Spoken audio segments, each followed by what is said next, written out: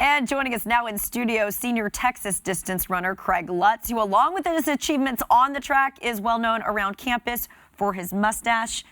But you don't have it as you joined me here on the show. What happened to it? Graduation happened. I had shaved it off to, I guess, appease my parents for pictures and whatnot on graduation day. So you clearly appeased them. What was the motivation behind it while you were here on campus?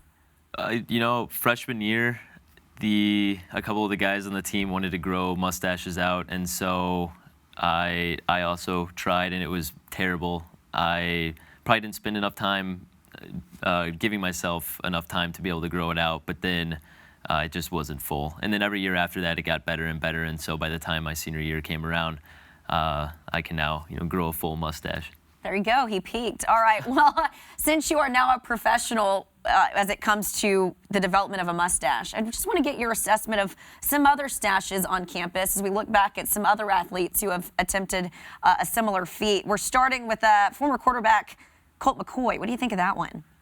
This is a good mustache right here. It's kind of like mine in terms of color, a little lighter. So from a distance, you can't really get the full effect of it, but in an in-close shot like this, you can really see that it's pretty full and in good shape. That was real in-depth analysis. I like how this is starting. Let's go to Case Mccoy, the brother.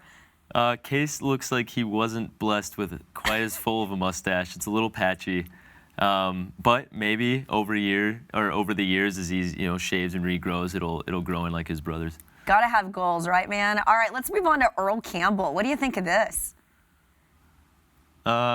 This is a good mustache. It does what mine can't do, which is he can grow hair over on the side.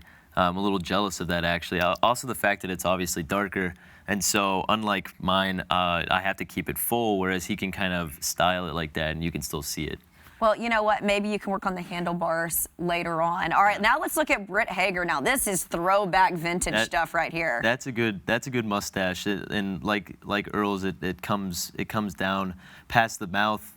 And he also has a good hairstyle going along with it. I like the combo that he has going on there. You might have that there. A little thickness there in the back. You might be there. Now, Zane Gerwitz, I didn't know that he ever attempted this. What do you think of this? This is I would like to see it maybe a little longer. I don't know if he's keeping it down to this length or it just kind of stops right at this point. But it's pretty thin, and once again, kind of have to be a little closer to be able to see it. All right, that was actually very impressive, your analysis. I think you've got a future here going through a play-by-play of these mustaches. Now, speaking of motivation, what are you hoping to accomplish in Eugene, Oregon, which, of course, the tournament gets underway next week. In 2013, you placed third in the 10,000 meters. What's left that you've got to do there? Obviously, the first goal is an All-American position 1 through 8. That's just a title that you just want to be able to cap your season off.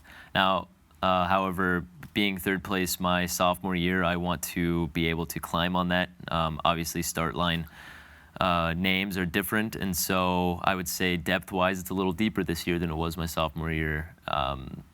And that year was a slower overall time at the meet. I think it's going to be a little faster. So. Just getting in there and being competitive. I would like to be able to walk off that track knowing that I gave it everything that I had and to continue the momentum that I've had all season. You're going to be competing Wednesday, which is the first day of the tournament, the 10,000 meters. Are you at an advantage or a disadvantage when you jump right into competition? I'm pretty excited about it because that means that I'm done on Wednesday and I get to just kick back and relax and watch the rest of the meet. I was obviously the only one spot out of the 5K to qualify for nationals, and that would have added a little extra stress, kind of something else to have to worry about. So now I'm just going to be done Wednesday and be able to cheer on my teammates. And there is that stash of glory. I love it. Well, best of luck to you. As we said, you get underway Wednesday, and next up, you said it's going to continue running, right? Yep. All right. Well, thanks for stopping by the show. Best of luck to you. Craig Lutz, Texas distance runner.